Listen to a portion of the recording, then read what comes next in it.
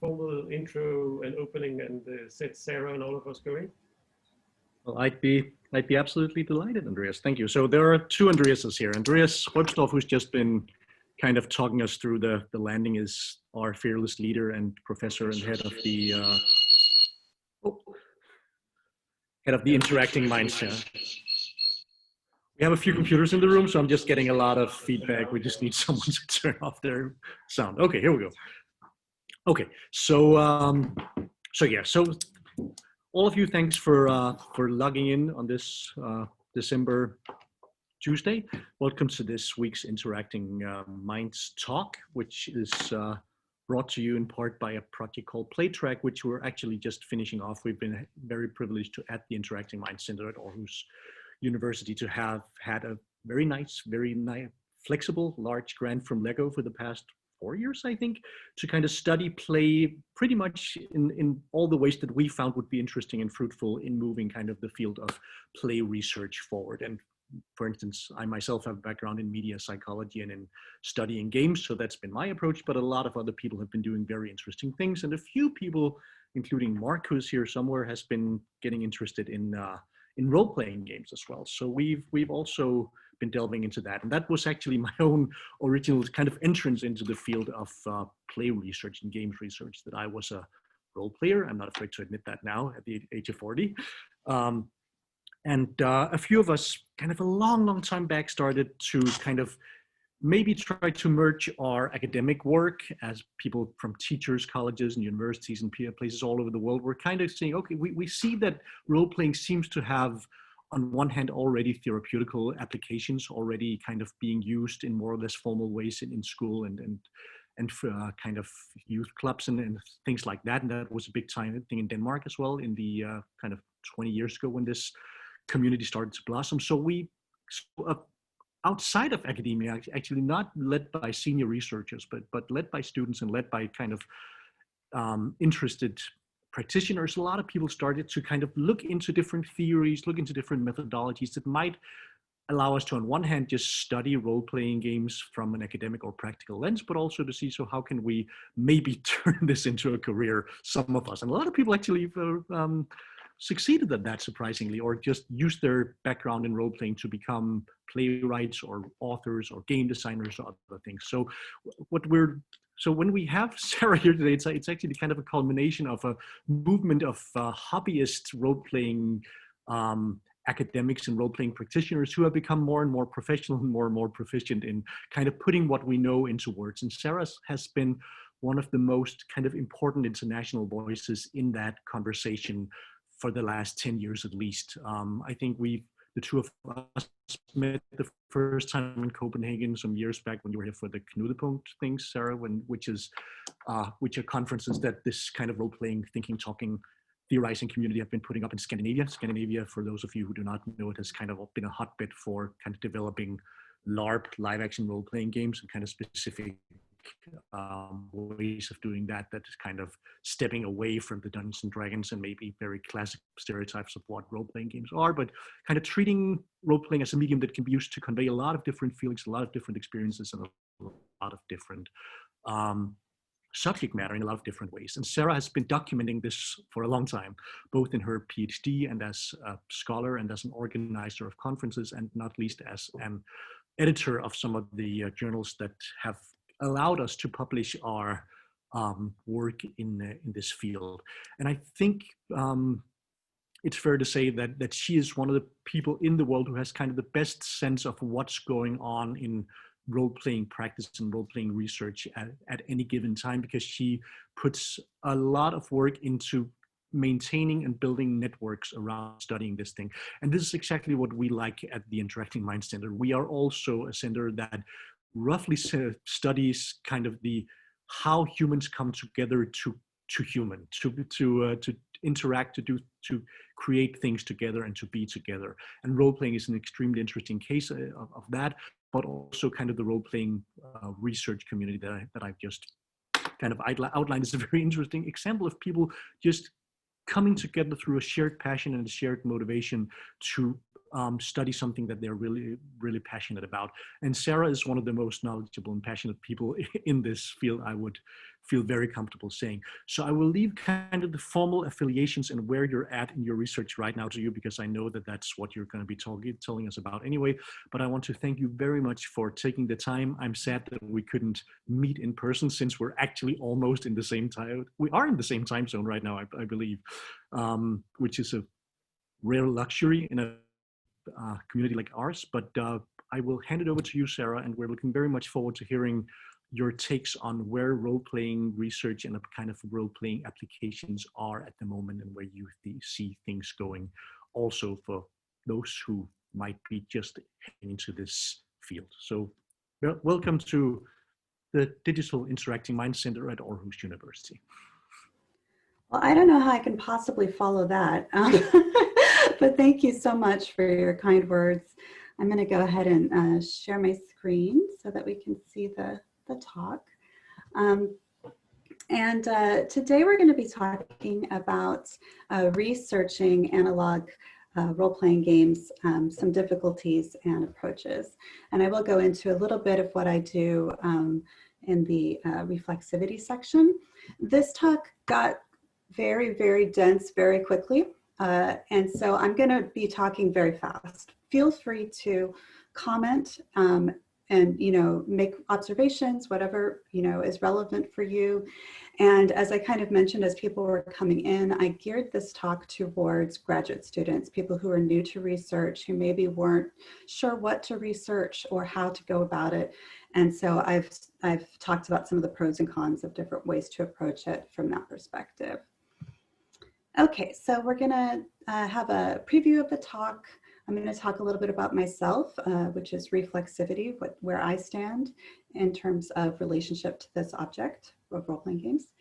We're going to talk about what are role-playing games and who should research them, choosing topics, what should go in social science literature and methods, and then we're going to close with some ethical considerations and some recommended resources. So I'm going to be doing a broad overview of approaches here. We're going to be discussing the complexity and difficulties of studying analog role-playing games, and then we're going to evaluate observational, qualitative, and quantitative approaches. And then we're going to talk about some recommended topics for future study, but I'm not going to go into extremely specific research methods in this talk. I'm not a statistician. I can't really go into statistical analysis. You know, I would love for other people to bring in their own expertise with similar talks like this, because I think it is super important for us to share our knowledge with each other, because a lot of people are acting in a vacuum, and we're going to talk a little bit about that later. So who am I? I'm an interdisciplinary professor at several schools. I teach communication, English, and humanities. I have lots of different interests, including psychology, sociology, very into peace and conflict studies lately, media studies, etc. So I have a very interdisciplinary approach in general. And as a researcher, I have mostly done qualitative. I've done some mixed methods research, which we'll talk about later. But that's definitely my bias, and that will come through in the things that I'm saying. I'm going to be very honest with you about the way people view these methods. So be prepared for that. I also am a peer-reviewed journal and editor and reviewer, the International Journal of Role-Playing, the WeirdCon Companion Book, and I also help edit the popular magazine nordiclarp.org, where a lot of theory actually comes from in this field, and also the Knut books that were mentioned earlier. I am also a research supervisor for several different PhDs and master's thesis, and I've been a role player since I was 15. I started in digital role playing, and then I got into LARP later, and finally got into D&D in my 20s, actually, which is not the usual progression. But. Okay, so what are analog role playing games? Analog means not without mediation. So the simple answer is enacting a character within a fictional world bounded by rules for an extended period of time. And they're generally low tech. There may be some technology involved, but it's mostly face-to-face interactions. But the complex answer to this question is they can be anything if it's permitted by the social contract of play. They are chaotic, they're emergent, they're improvisational, and they're co-creative. So one of the jokes around this is, you know, no plot survives contact with the players, meaning you can try to predict what's going to happen, but, you know, the players will take it in a totally different direction, which, as you can imagine, causes some problems in terms of studying this object, right? This artifact, if you can even call it that. And so I wanted to give some examples of two educational role-playing scenarios, EduLARPs as we call them. One is called Prisoner for a Day, and one is basically the Seekers Unlimited science curriculum that we reported in our mixed method study, which is, they're basically 7 different games. But Prisoner for a Day focuses on creating empathy in students for prisoners by taking agency away from the characters within an actual prison environment on location with costuming. And then the Seekers Unlimited curriculum focuses on fun role-playing exercises that are designed to get students engaged with scientific concepts and performing mathematical equations, and they take place in classroom settings with minimal costume. And so those are both EduLARPs. So you can see how quickly difficult it becomes to make any sort of generalization about this field, or even to really identify what it is we're studying when the same words are being used for vastly different kinds of experiences. So one question that I get asked is, who should research role-playing games? And I think that people from any disciplinary background with play experience can actually investigate role-playing games. But do you have to play in order to research role-playing? Yes, I think it's really actually fundamentally important that you learn how to play. There's this thing called subjective diegesis, and that term, diegesis, will be familiar for media studies folks. You know, role-playing is this fundamentally embodied medium where much of the action takes place in the subjectivity of the participants, meaning in their own head. It's not like theater where you're broadcasting everything necessarily. And so if you haven't had that experience of being in character, it's very difficult to understand what's going on. And you may not understand in-group references for particular games. And we'll get into what it would look like to actually be a participant in this field in a second. But one example of this from the journalism field is journalists who actually embedded themselves into these environments, like Lizzie Stark did for her 2012 book, Leaving Mundania, and people who tried to report on it from the outside. And often those characterizations can be very negative and stereotypical because people haven't really bothered to get to know what's actually happening within these environments. And you know, I think Andreas sort of alluded to stigma earlier. We're going to talk a little bit more about that, but you know, that's something to keep in mind as you're thinking about how you are presenting this material to the public, is that stigma still exists. Okay. So what are some typical topics of research? One is role-playing design and implementation as its own process. So that's kind of a documentation approach. The psychological experiences of play, like immersion as an altered state of consciousness, meaning making through fictional embodiment and symbolic enactment, gender expression and other forms of identity expression, and things like bleed, where player feelings and experiences are crossing over into the character and vice versa. A lot of people look at social dynamics in and off game, such as community building, social conflict. Some people apply a critical lens based on gender, sexuality, ethnicity, and other vectors of marginalization. There are also people who look at the discourses that take place within play groups. So what is said in play experiences, what dialogues occur between participants, and what meaning can we glean from the quote unquote text and paratext of the game. And I know Evan's here, he's done a lot of that kind of work. And what we're going to focus on mostly today is what I call benefits research. So this can come out of the leisure activity, but it also can come out of studies on educational and therapeutic role-playing. Does it quote unquote work? And if so, why? And how can we determine if it quote unquote works? I put that in quotes for a reason, and we'll get into that. There's also some fascinating stuff on the neuroscience of role playing. We're really in its infancy in that area, and I'm not going to go too much into that in this talk, but it's an area we need a lot more research in, and is very potentially very fruitful. And there's lots more that I haven't discussed, but those are sort of some things that I thought about off the top of my head. So what are some difficulties in researching? Like I said, it's a chaotic, emergent, improvisational, and co-creative experience. You never really know what's going to happen. You can kind of look at the game mechanics and think about how people might behave, but they may not even be using those mechanics like I didn't when I first started role-playing. I didn't really even know what they did. I just walked around role-playing with people. So it's very difficult to predict what will happen.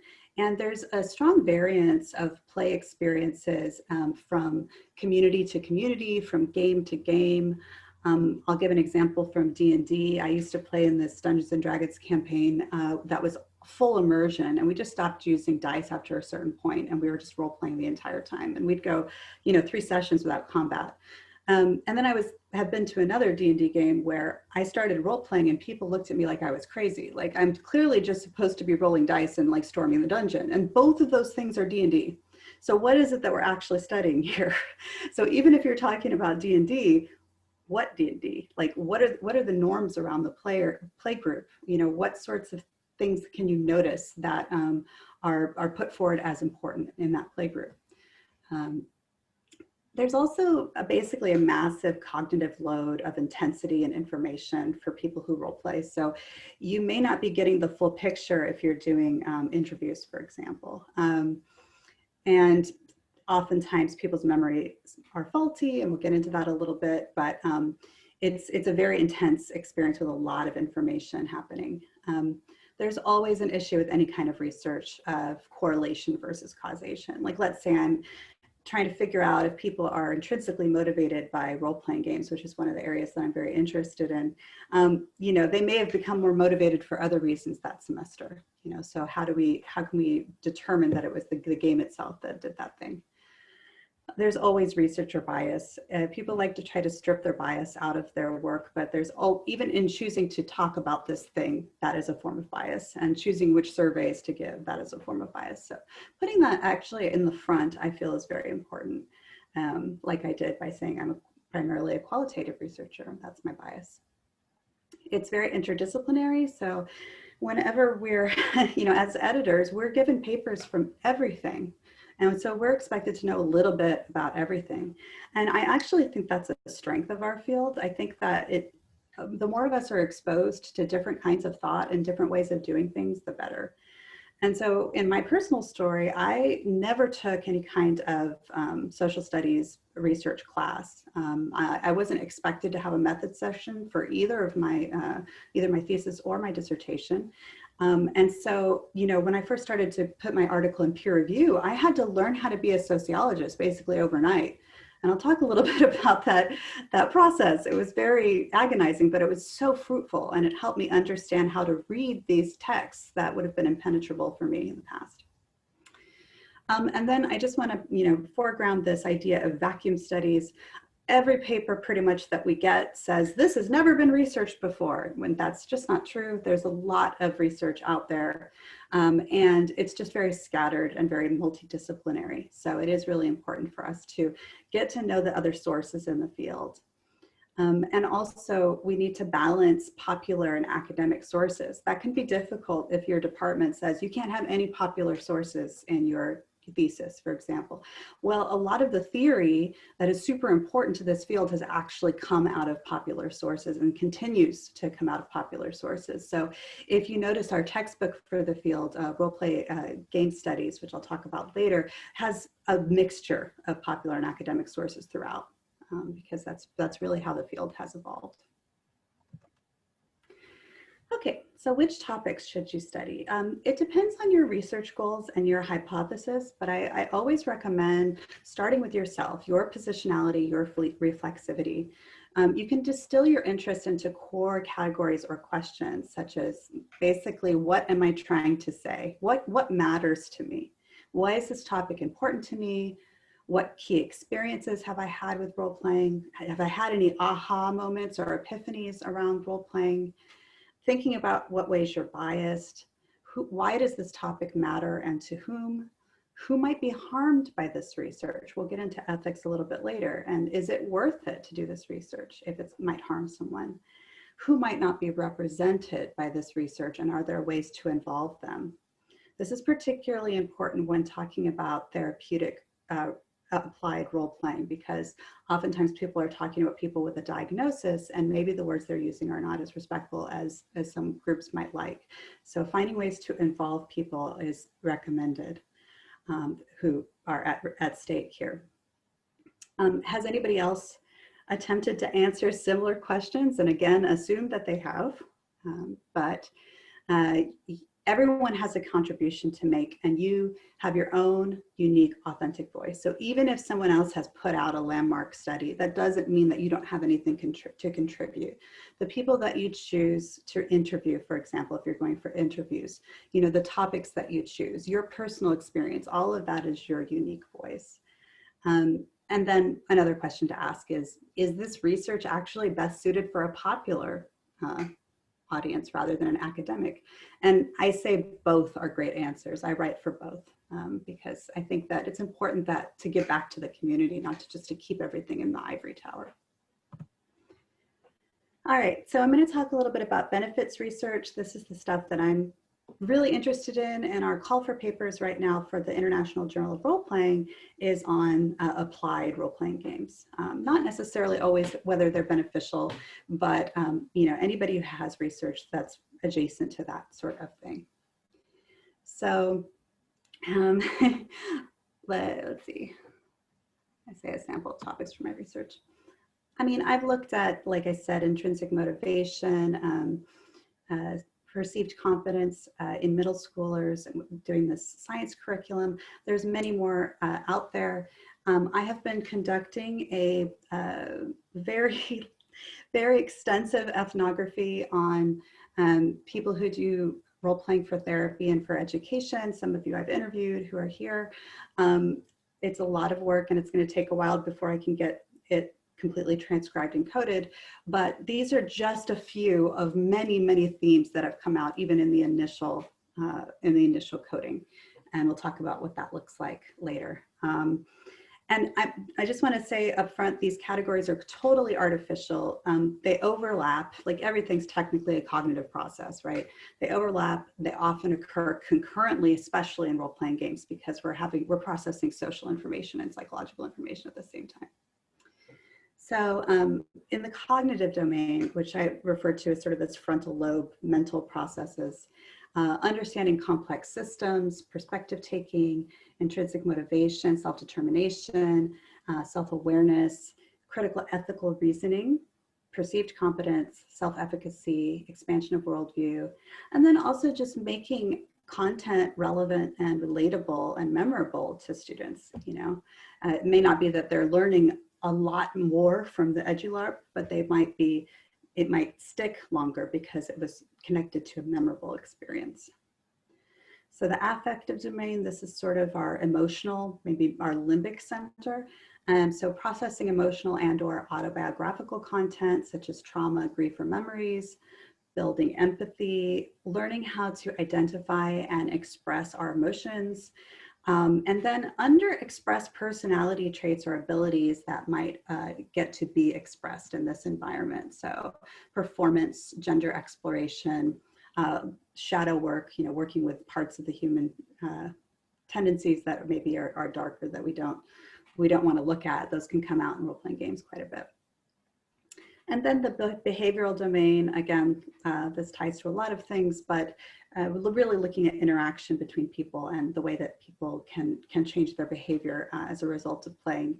I've heard a lot about impulse control, practicing social skills such as etiquette, turn taking, setting boundaries with others. This is particularly important for trauma survivors. Leadership, teamwork, self-advocacy, making friends. Sometimes just the very act of role playing might be revolutionary for someone if they are not used to making friends easily. Conflict resolution, debate, persuasion, and diplomacy. So these are all things that can come up in play. And it's important to note in those situations, particularly in working with adolescents, they may never have had the opportunity to take a leadership role before. And all of a sudden they're being put in this situation, and a lot of growth can happen there. So I really recommend doing longitudinal research if you're doing this kind of thing, because you kind of want to look at change over time, especially after this peak experience of play has long ended. So if you interview somebody right after a LARP, their mind's blown, they're telling you all these amazing things that have happened. They look like they're, might be on something, right? Because it can be a high to have this kind of shared experience with people. But the question is, how much of that sticks? And so longitudinal research, like what about 6 months from now? What about a year from now? It's very difficult to conduct those studies. You need a lot of buy-in, but that would be great to have in the field. If not, you can just look at pre and post intervention. You can look at before the start of a semester, for example, and then at the end of a semester, if you're looking at students. Okay. So the pros of this benefits research, it can answer the question, why is this important? Why are role-playing games important? It can identify core measurable aspects of play to show to people that it quote unquote works or is valid. It can help us move past the stigma and judgment that's often been associated with role-playing. It can help us get funding for research projects and our research agenda.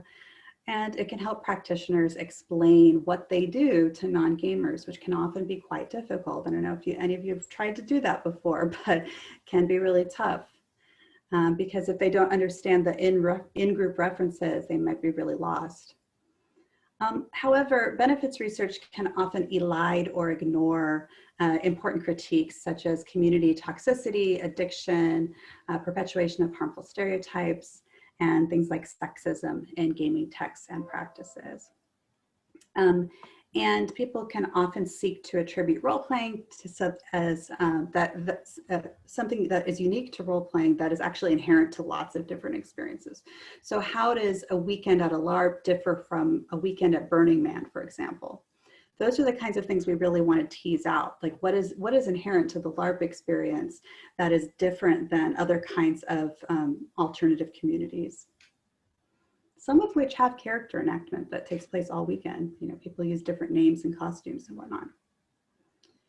So I just recommend having lots of caveats in your research. There's nothing wrong with putting the limitations of your study up front.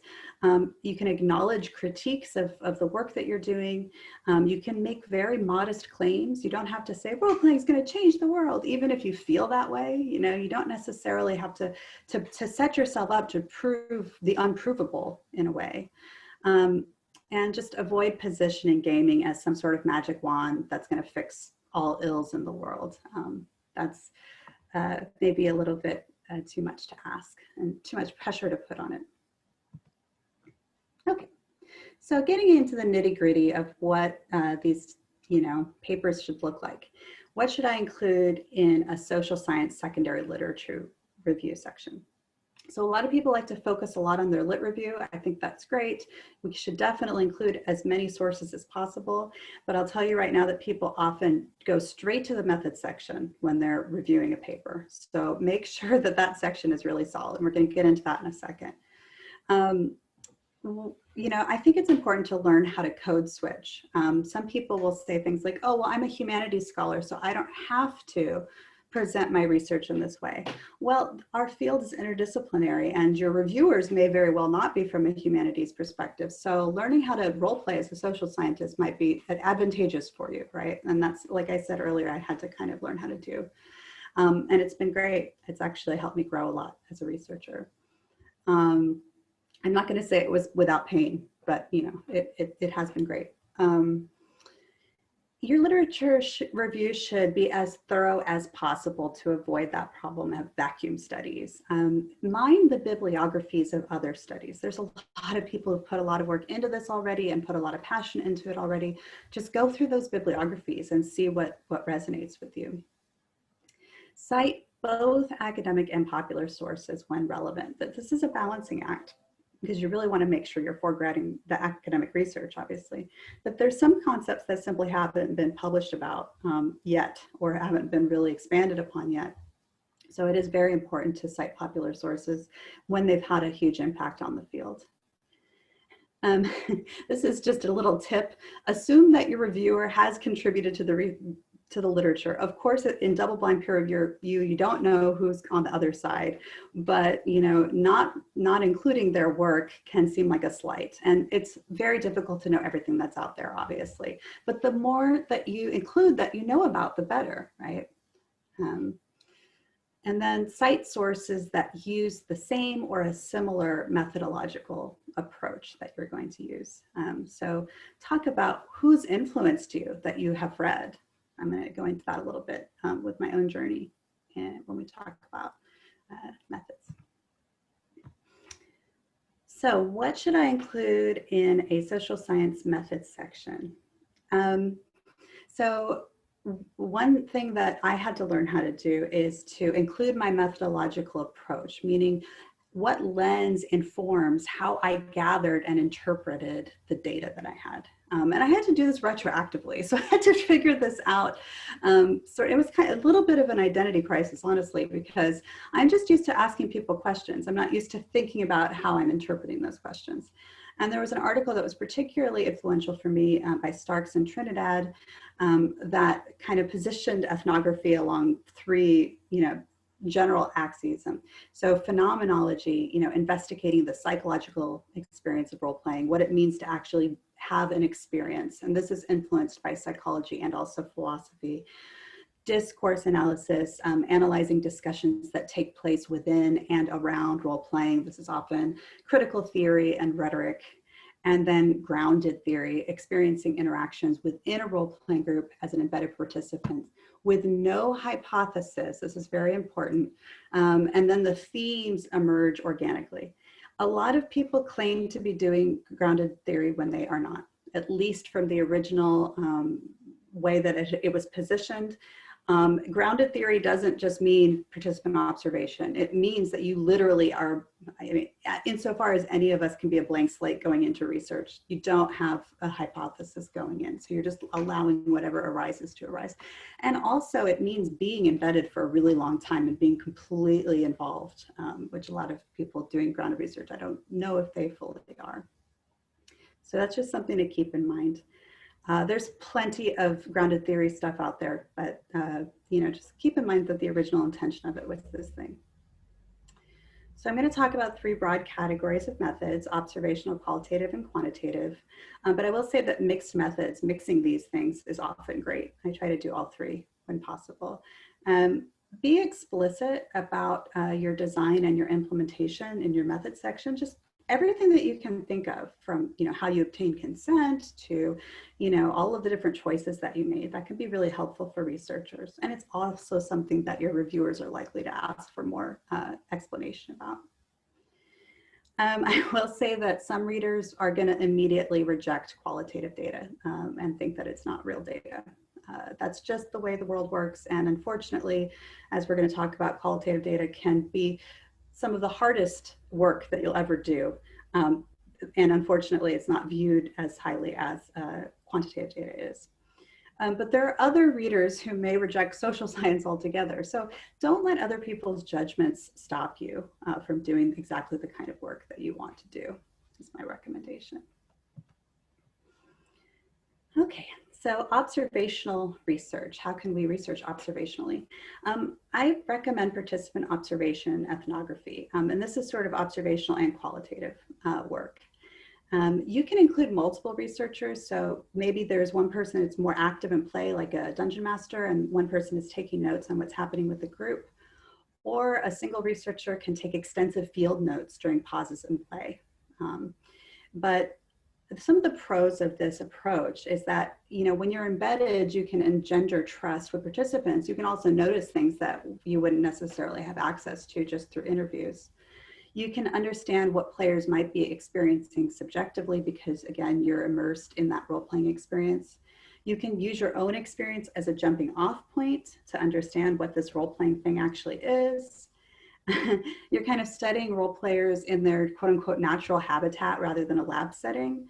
And you can observe trends that players may not have noticed. So, you know, both Leclerc's work and my work, we've noticed a lot of change over time observationally in certain people, but they don't necessarily say that in their self-reports.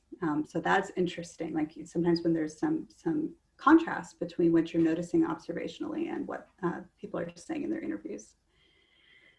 Cons, it may become overly specific to that setting. It's really common for people to want to recount extensive details about their game or their character. This is common and it's just sort of ubiquitous in role-playing groups because it's something that people feel very passionately about. And so in role-playing groups, we have this sort of colloquial term, let me tell you about my character, which often means that you're listening to somebody to tell their story. Well, as ethnographers, we love that. We want to hear people's stories, but it can actually backfire by alienating the audience. So if you're publishing research that has a ton of backstory in it, ton of explanation about your particular campaign, you might want to think about just getting to the core and focusing more on the things that you're noticing. But alternatively, if you're too objective, you might sound too clinical and you may not be participating fully. Okay, so what about qualitative research? Again, participant observation ethnography is recommended. It is honestly, in my view, the most common qualitative method in RPG studies. And really, I think that's because the very first study on role-playing games as they are, in terms of what Dungeons and Dragons, is Gary Allen Fine's Shared Fantasy, which is a landmark study both in role-playing games, but also in ethnography and sociology. So he was embedded in the very first role-playing communities, including people like Gary Gygax, and he was studying them on the ground level. So there's a lot of variations of how to do this. People sometimes just talk about their own experience, autoethnography, or maybe two people talk about their joint experience or in dialogue with each other. That's called duoethnography. And it really just depends. It's a spectrum based upon what degree your research experience is foreground versus the participant's experience is foreground. Some people prefer research that is very neutral and objective, and so that might be a stance that you might choose to take in certain audiences.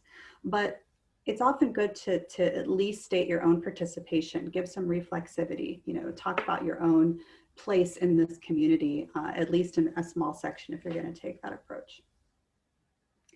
There's other forms of qualitative research like online short answer questionnaires, audio and or video recorded semi-structured interviews, focus groups. Stimulated recall is really interesting. This is where you're interviewing somebody, but you're also showing them a video of themselves doing something in a game and seeing what happens. I would love to do this. I haven't done it yet, but it's kind of like in reality TV shows with those confessional booths. You know, they're actually using stimulated recall in those confessional booths often. They're showing them footage of what happened. Because let's face it, a ton of stuff happens in these experiences, most of which we forget. And then some people will record actual play sessions and analyze them. I will say this is a lot of work to transcribe, and it's often people talking over each other, and it's a lot of chaos. So, you know, you're really in for it. However, I will say that Critical Role, Critical Role has released a bunch of transcripts of their actual play sessions. So you can actually just analyze those if you want. And then documenting a design and or play process. So, you know, I'm biased here. I think that qualitative research generates many, many pages of rich data. It's excellent for highlighting thick descriptions. It can allow participants to feel more like collaborators in a joint project rather than subjects that you're studying. And the interviews themselves can be a form of processing or debriefing. So they can actually be quite valuable for the people being interviewed.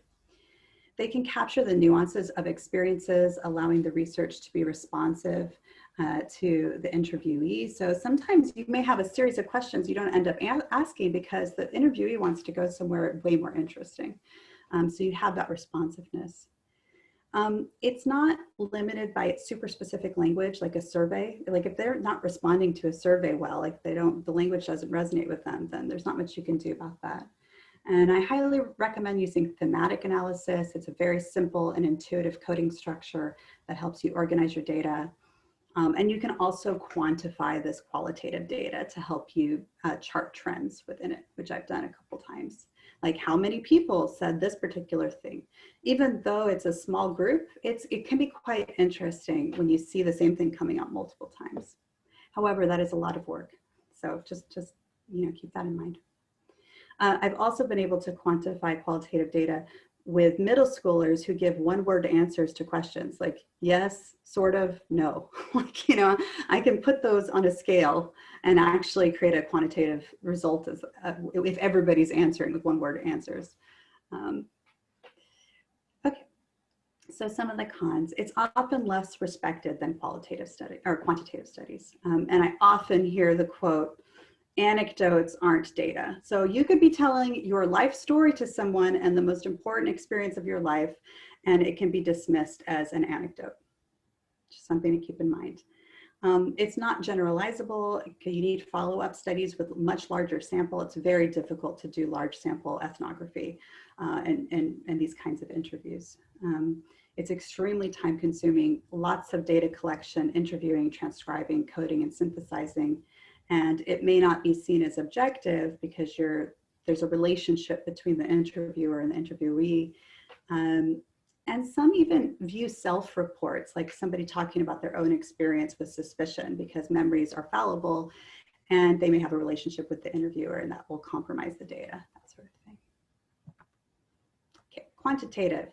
So people like predictable, generalizable, and reliable measurements, and they like numbers. Uncertainty makes some people very uncomfortable. But the fact is people are very unpredictable, and role-playing itself is very unpredictable and very chaotic. So it's very difficult to both describe and to predict what people are going to do. Or even, 90% of a group might have an amazing experience, but the 10% that don't, which one do we look at? And what do we gain from that? Again, there's this common joke of no plot survives encounter with the players, meaning you can plan everything out perfectly. You can have this beautiful design that's meant to create this sort of response, and they may just go somewhere totally different with it. So flexibility is important here. But if you want to go about trying to do this quantitative measurement approach, I really recommend the benefits type thing. And some types that I've seen done well are content analysis and psychometric surveys. I'm sure there's many others, but those are the ones that I see a lot of, or a little of, we need more of. Some questions to consider when deciding about quantitative measurements. What can we measure? Like, can we measure, for example, a life-changing experience, and how? What is easy to measure versus more difficult to measure? What will be meaningful to measure? Sometimes we measure one thing, but the cool stuff actually is something else that isn't really represented by the study. What measurements will best capture what we think is core about this experience or commonly reported? And what have qualitative studies, like we just described, what have they said the major themes are, and can those themes be made into a survey? So the approach that I've taken, which has been informed by collaborators like Andy Standiford, I choose one or more topics from this benefits list that I shared with you earlier. Determine if psychometric surveys already exist that can be adapted, such as we've been using the intrinsic motivation inventory. These are beneficial because they often have already been validated and proven reliable. So you don't have to go through that extra work necessarily. But if you can't use those other surveys, if something that you're exploring is so very specific to the role-playing experience, you may have to create your own survey instrument, for example, based on qualitative themes from past studies, which we have done. And those will need to be given to several groups before any sort of validation and reliability can be ascertained. Again, I mentioned that I would love to see more longitudinal research to show change over time. It's nice to companion qualitative measurements with quantitative measurements, looking for similarities or discrepancies between both types of data. Well, often they can augment each other. And again, yeah, using that yes, no, maybe to create a quantitative evaluation. It's also possible to numerically track codes through qualitative data in the synthesis stage. So like I said, counting how many times a certain theme came up. So the pros of quantitative, it can provide concrete numbers for people who want that proof of effectiveness. Sometimes it's interpreted as more neutral and scientific, and it can be especially attractive to funding bodies. So if you can have that sort of, hard data, they really like to see that. It's also scalable to many more participants and far less time consuming, especially if you're using statistical software that does it for you. You can have thousands of respondents. Some of the cons, it may not measure the most interesting things about the experience. For example, it may demonstrate that students are motivated, but not what the aha moments they had were. And then often surveys that have a lot of questions can cause survey fatigue and a loss of engagement. I mean, I was taking a survey recently and it was so long and asked a bunch of really, questions that were not necessary. And I almost just timed out of it, because I'm not actually talking to a researcher. There's no social obligation there. So try to keep your survey instruments, thorough but short. It's best conducted with access to one or multiple control groups, and that can be burdensome for researchers. We didn't have a control group for our study, and it really would have benefited from one. But that means that you have to have access to those control groups. It requires a large number of respondents, which makes recruitment a little bit more difficult. However, role players love to do this kind of stuff. Like, thousands of people around the world participated in the LARP census, which was not an academic census, but a lot of academics have used it to analyze data and trends about LARPers. Sometimes quantitative can be construed as the only proof that a method works, and it can be reductive of the subjective humanizing experiences that are common to role players. All right, so just a little bit about ethics. If you don't have an institutional review board, a lot of Americans are forced to use this, which I think is a good thing. They can be a little gatekeepy at times, but I think that often the research is better for that. But I also know that a lot of people in other countries are not required to put their research through a review. I'm just going to say that it is very helpful to have a review board look at your work. They can help you review your practices to make sure you're not harming your participants. They can help you develop a consent form that explains to the participants their rights, how to opt out, who to contact if they have any questions. It creates accountability for everyone involved. And so even if you're not required to have a review board look at your work, I do recommend creating a consent process of some sort that helps. It basically adds to the safety and well-being of your participants. So make sure they know about the process, how you will use the data, and that they can withdraw at any time. If they are underage, have their parents sign an assent form. So let's make sure the parents know what's going on as well. And obtain the permission of people in photographs and credit the photographers. So don't reprint something without, consent of the people in that image. Keep in mind that some forms of information may be protected by law. So grades, for example, are protected by FERPA law in the States. You can get access to those things, but that has to be explicit in the consent forms that grades will be used for anonymized students. So you may need special consent for that. And then lastly, avoid sharing sensitive observational information that's not present in the interviews. So let participants decide what they feel comfortable sharing. You may notice something really intense or sensitive that has happened, but don't just put that in your research without them sharing about it. And ideally, you check with your participants after your writing sections and make sure they approve of how you've depicted them. I don't always do this, but I should. I think it's really important. Avoid any sort of deception. I know a lot of psychological studies love to use deception, but people on the other end of it might feel betrayed by it. So be transparent wherever possible. You don't want to prime them too much, like, I'm going to study whether you're intrinsically motivated, but like, you can tell them some generalities and let them know what the research process is going to be like. And keep in mind that for some people, there still is a lot of internal and external stigma around role playing. Be careful what things you share with the public.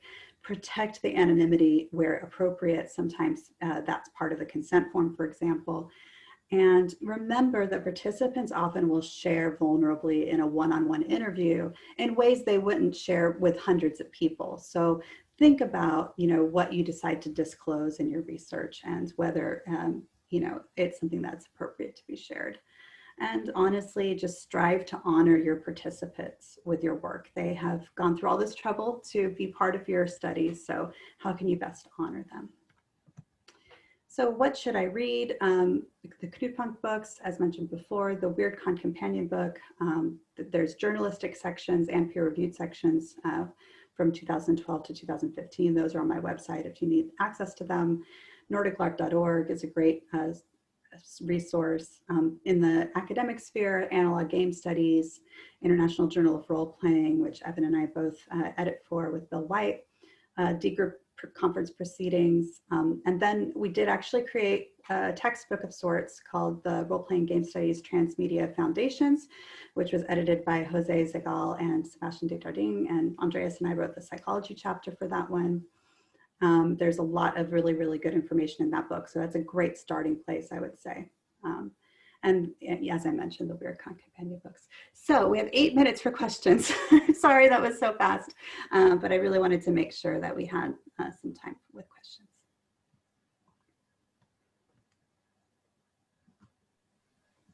So I'll just unmute myself. If you have questions, you can either just chip in now, since the floor is kind of open. Otherwise, type in I have a question in the chat, and Sarah and I will see it and try to mediate it. Looks like Laura has her hand up. Hi, this was really helpful, thanks. I'm a PhD fellow at Oslo University, and I'm developing an EduLARP about deep time with a couple of collaborators. And so obviously what we're wanting to do is run the LARP and then sort of see what comes up, specifically deep time literacy is what I'm interested in. But we also want to publish the LARP, right? Like as a sort of booklet with an introductory sort of text and all the steps, so that it's something that can be played by others in other spaces without sort of us running the thing. Do you have any experience with publishing sort of the format of publishing a LARP? Because I know it's sometimes some people think it's not done, right? Like you fix or publish LARP as a set thing. I would just add it as an appendix to my research article, just like I do with questions, depending on how long it is. If it's 300 pages, obviously it's not going to make a very good appendix, but if it's a short scenario, then why not include it with the materials that you use to conduct this research? Now, if you're trying to make money from it, you might want to try putting it up on Drive-Thru-RPG, for example. People download scenarios from there. I recommend having its own website so that people can learn about it, and you can have a downloadable copy there. So you can have multiple sites of access, if that makes sense. Is that helpful? Anyone else? Mark.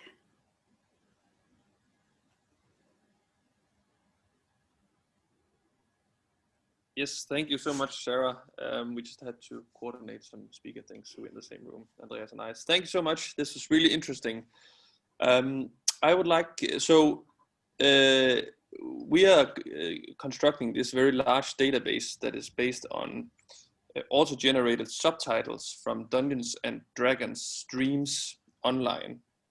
So we have like 3,000 sessions of subtitle data that are like 3 to 4 hours long, and we are planning on like doing text mining on that corpus. So my question to you is, how well do you think these sorts of new streams, you mentioned Critical Role, they're probably an outlier, but all of these other streams that are now available online that people watch as TV shows, how do they, you think, like, are they representative mm-hmm. of role-playing games, you think? Or what's your thoughts on that? I think that you know, you can study them. I think it's just important, like I said, with caveats and limitations, to put forward, this is a show. It's meant to be a performance. It's meant to be watched by millions of people. And that does impact the way that interactions occur. I know for a fact there are people that censor themselves in a live stream in ways that they wouldn't with their home group. So that's just something to foreground. You know, say this, we're not actually studying the at-home experience. We're studying this interesting phenomena of people playing for an audience.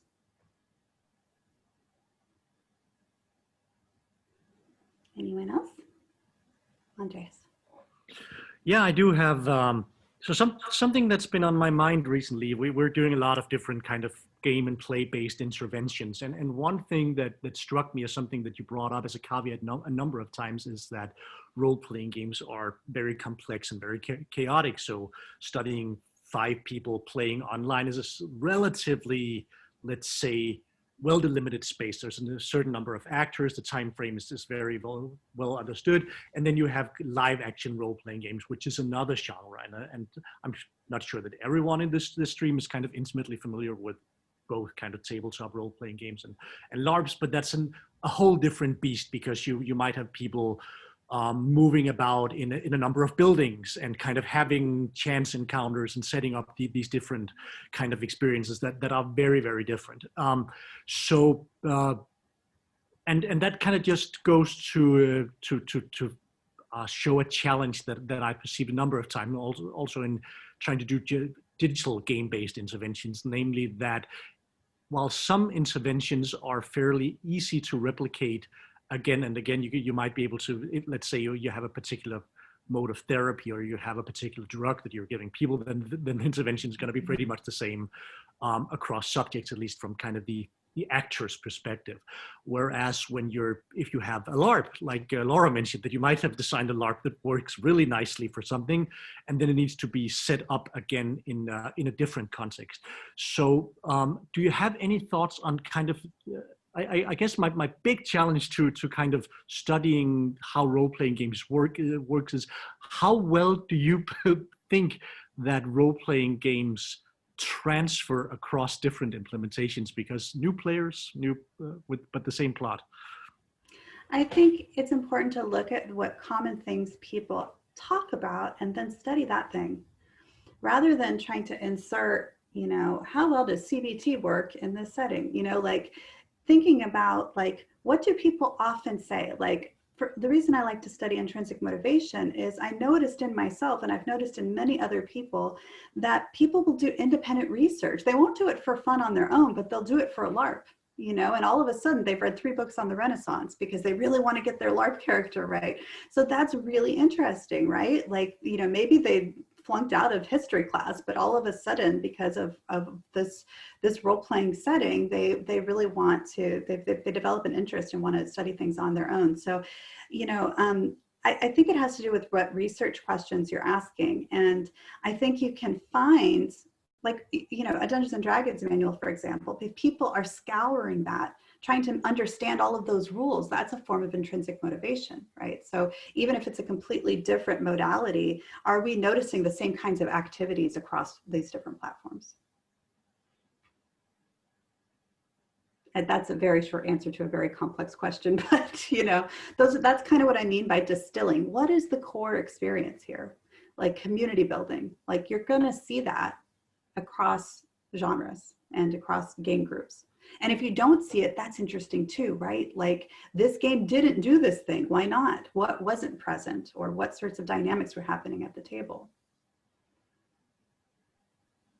That makes sense. It was kind of a comment from my side as well, because I do a lot of kind of intervention-based studies, and that is a general challenge that we need to be mindful of, that studying a game in one context might on one hand have some different people, but it will also just be deployed differently in a different context. So there is a lot of challenges to kind of making sweeping claims about how LARPs work, because each LARP is a new LARP, for instance.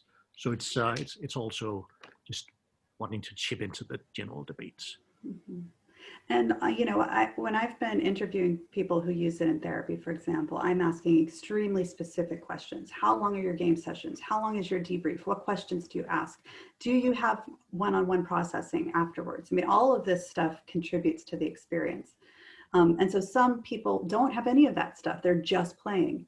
And other people, like I said, are using it as a vehicle to do CBT, cognitive behavioral therapy. So that's super interesting. It's like, when do you decide to inject that behavioral training? And how do they respond to that? And so, you know, and what happens if somebody gets triggered? You know, what do you do then? You know, so I'm asking very specific questions because I'm trying to figure out what is actually happening, you know, even though it's all under the same general concept of therapeutic role playing.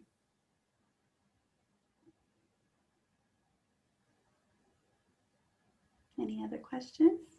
Tomas? Hello, I hope you hear me.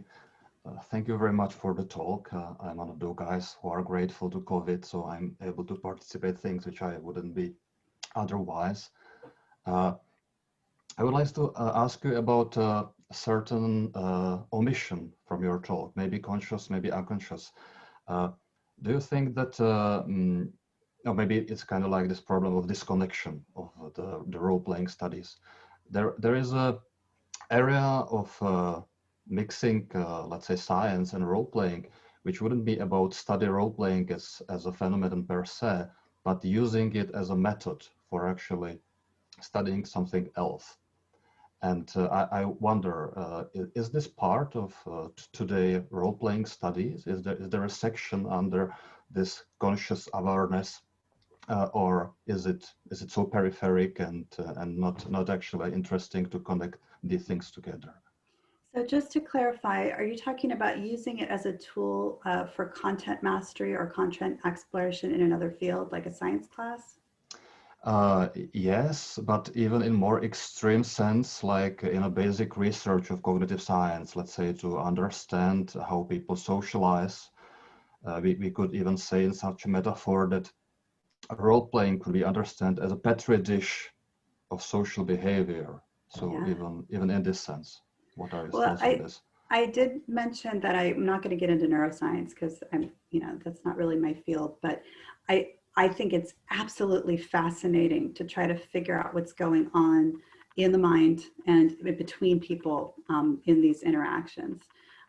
So yeah, I mean, it's a little tricky though, because you have this dual consciousness that's going on. The neuroscientist that I interviewed for my study said that we don't have any map of where consciousness is in the brain from a neuroscience perspective. So, we don't know what is a character versus what is yourself, which I found super fascinating. So we may be able to see where certain areas of the brain are activating, for example, during creativity or improvisation, but that doesn't necessarily show us what a character is. Essentially, they're basically the same thing. So I don't know if that gets at what you're talking about, but like when I went through that, identity crisis, I did land on being a phenomenologist. So I am very interested in what this phenomenon of play really is and what's happening within it, what it can teach us about our interactions with other people and ourselves.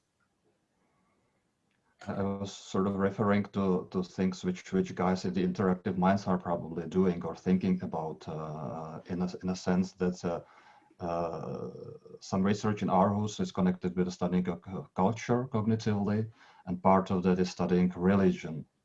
And we could draw interesting parallels, like is it believing in a real religion connected to believing in LARP? And are these parallel informative to, let's say, revolutionary scientists or natural scientists? Mm-hmm. Is this crazy talk for you, or? No, not at all. Actually, Andres and I talked a lot about religious experience and talking about how to connect that with play experiences. I still want that paper, by the way. I think that there is a slight difference, though, in pretending to believe in belief. And this is where it gets tricky when talking about like ritual and religious experience versus something like LARP, where there is a bit of that fantasy, understanding that this is fantasy.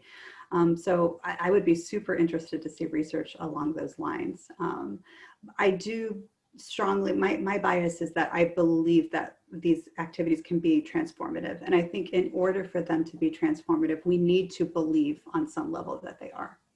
When we reject them as just play or not real, then we're actually missing out on a lot of that transformative potential. But that's where I'm headed with all of this. And I think that looking at things like ritual and religion are actually really good places to see how that might be possible.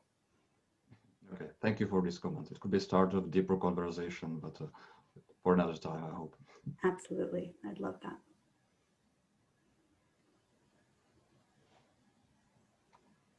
Anyone else?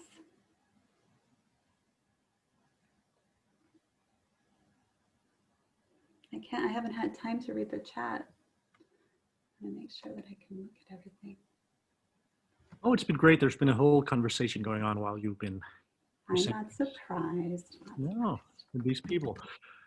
Well, at any rate, if there are no more questions, usually we'd be together for this at Aarhus University at the Interacting Minds meeting room, and we'd have sandwiches present. But obviously, we can't feed all of you anything except light particles from your screens right now.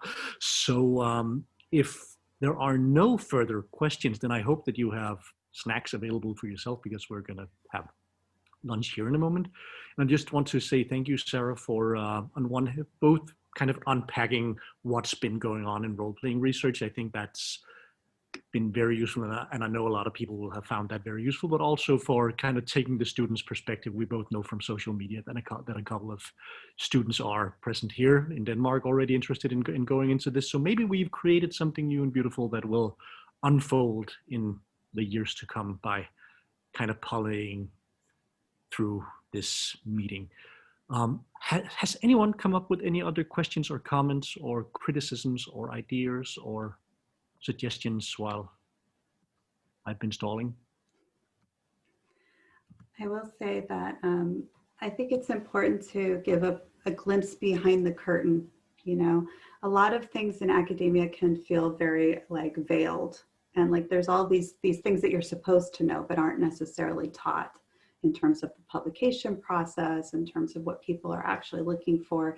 So I try to gear things towards that and just be really honest about the way that, you know, some certain people respond to things. So that's what I would like to see in terms of professional development moving forward is, you know, a lot of us do supervise theses and dissertations. So what sorts of things do we tell our students? Why aren't we telling them to each other? Right.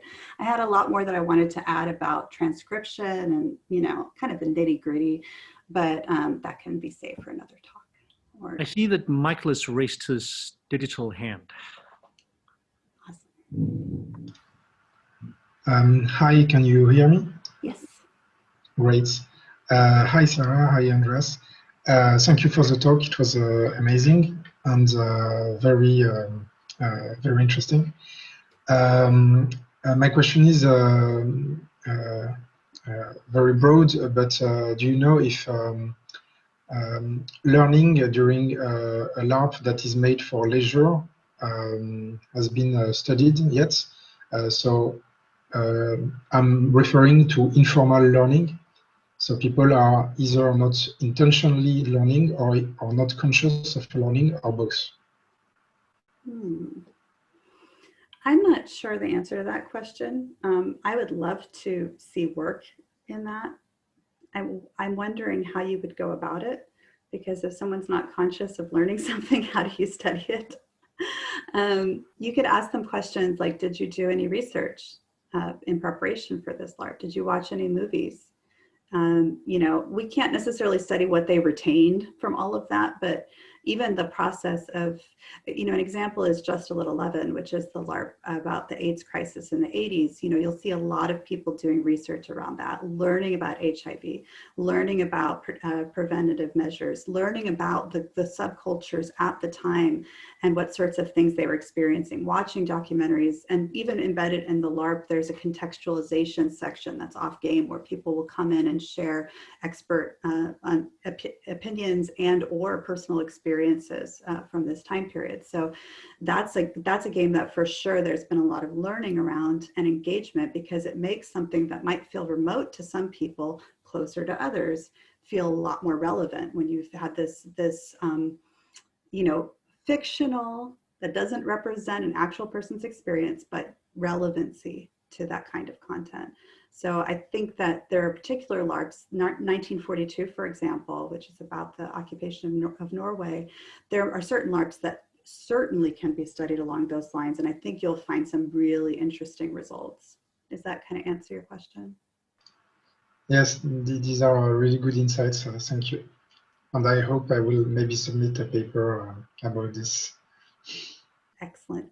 I will say, in terms of content mastery and retention, you know, we hope, like if you're designing an educational role-playing game that has certain content in it, or even a leisure game, giving it to the players beforehand and letting them work with that information is probably better than having their first encounter be the game itself, because of all of that cognitive load that we were talking about and all these chaotic experiences that are happening. They might not actually learn the thing, or they might actually learn something fictional that wasn't the thing that you were trying to teach them. So preloading is something to look at. You know, giving people a list of resources to read ahead of time, that sort of thing. I would just say, for these educational LARP schools, they don't just LARP, they do lectures, sometimes in character lectures, but lectures nonetheless in preparation for the LARP at the end of the week. Sawyer? Hi, yeah, I'm Katrina. I'm from PhD student from Switzerland's Hook School. I'm sorry I wasn't able to attend the entire talk, but yeah, I actually wanted to ask a question that concerns learning something fictional in the LARPs. Yeah, I studied the history of religion, but I've been participating in LARPs for most of my life, so I know a bit about them. And one of the things I've encountered was that for a lot of people, when you're learning, their experiences in the game seem to overtake in part like what they've learned beforehand. So basically the lived experience is stronger in their minds than whatever preparation they did. And that years later, people usually retain more of the lived experience than of the actual subject. So I wonder if anybody's actually done a study on that as of yet. Like, is there, like, has anybody actually, because this is just an observation right now. I wonder if somebody's done it. Yeah, I'm not sure. I can say anecdotally, which as we know means nothing. A lot of people share with me when they hear that I'm a role play scholar. The only thing I remember from high school is my model UN. I remember that, you know. So it's often the embodied experiential learning that sticks with people, because it makes it more relevant. It makes it that first person perspective rather than looking at things through the third person. But, you know, in terms of content retention, I feel like I have an excellent memory. But if I look at my transcript from 20 years ago, I'm like, oh, I took that class. And I try to remember one fact that I learned from that class. And often I can't, okay? So that doesn't, I don't think that, I think there is an overemphasis in educational research on content retention. I don't think that's actually the way the brain works. I think that we synthesize things all the time, and we may not remember that we remember something, if that makes sense. And it may be certain contexts where certain memories get unlocked of information that we learn, including a LARP. So that might be an interesting way to study something is, you know, are people bringing in things that they learned in high school in a LARP 10 years later or something like that. But it's one of those things people want to see evidence of, right? We want to show that this quote unquote works as well as a lecture, but we also know that lecture-based instruction doesn't work very well. So like what works, you know? You know, kind of the rule of thumb is, does it work at least as well as a normal educational intervention? Yeah, I don't know. I think it's a difficult area to touch into, and I think what actually is more important to me and more interesting to me is, did someone get excited by learning about a specific thing as a result of play? you know, because that's often what we actually want. We want to spark that aha moment. We want to spark that curiosity about the world instead of people feeling forced to be in educational environments where they're having material shoved down their throats. We want them to be like, please give me more material, right? So how do you create that? That's really what I'm interested in when I think about this question.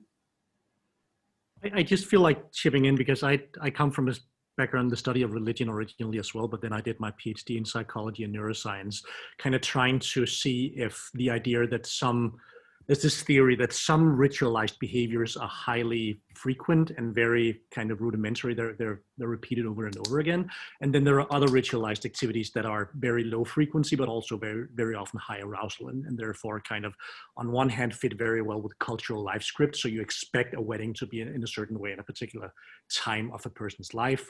But also that sometimes you don't know what you're going into. Those are kind of the tribal initiation rites and stuff like that, that you know something's going to happen, but you don't know what's going to happen. And some have theorized that because of that expectation dimension, then those then some high arousal rituals would leave kind of very deep emotional embodied memories that would kind of stick with you as highly meaningful throughout your life. That's kind of based on Lawson and Macaulay and Harvey Whitehouse's work. And I tried to see if that would work in the context of gaming as well. And what I found was that, yes, after kind of games where students had been taken out of their classroom and experienced kind of horror, eco, science story, then those that had the strongest kind of autobiographical memories of the situation, kind of the more embodied kind of re-experience, also had better knowledge, better kind of curriculum knowledge afterwards, after I think the follow-up time was like 3 months or something like that. So there seems to be something to say for kind of embodied, personalized, autobiographical experience. But it also turned out that there are two important caveats. One being that they were much better at remembering kind of the horror story that was baked into the game than the curriculum. So what they remembered wasn't necessarily what was useful. It was exactly what grabbed their interest and was fascinating for them. And which, by the way, is also predicted by Whitehouse's theory, a lot of kind of spontaneous discussion had ensued in those groups of students that had a lot of kind of personal experiences. So there's a good argument to be made that it's not really about the experience necessarily as much as the way the experience engenders reflection and conversation in the time after that will actually lead to sustainable memory consolidation and thus kind of memory that sticks. So some work has been done in that area by me. And that's what I want him to publish. I think one of the things that you can actually study that's really interesting is relevance. The degree to which people find a certain topic personally relevant to them, because that often positively correlates with engagement with that thing, right? So, you know, social media has been really interesting with regard to this. People have become, I think, a lot more aware of what's happening in the world, a lot more aware of social issues, because they're reading personal narratives that from people around the world, and therefore it becomes more personally relevant to them if they decide to take the time to engage with those narratives. So, you know, again, correlation is not necessarily equal causation, but I think relevance is one thing that's fairly easy to measure.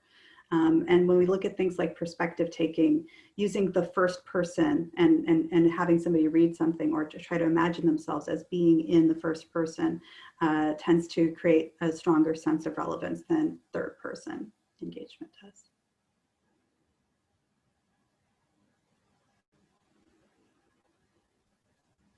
All right, any more questions? Or are we getting tired out by Zoom? All right, well, in that case, Sarah Lynn Bowman, thank you so much for taking the time to be with us digitally, and we hope very much to see you in the real world in the future. And that goes for all of us. If you're ever in Aarhus or if you consider studying or visiting, I know that I have some people coming to visit for game studies at the IMC. We're very open to collaborations and to getting to know new people who are interested in this field. So thank you, Sarah, and thank you everyone for attending. Bye, everyone. Thank you so much. Thank you.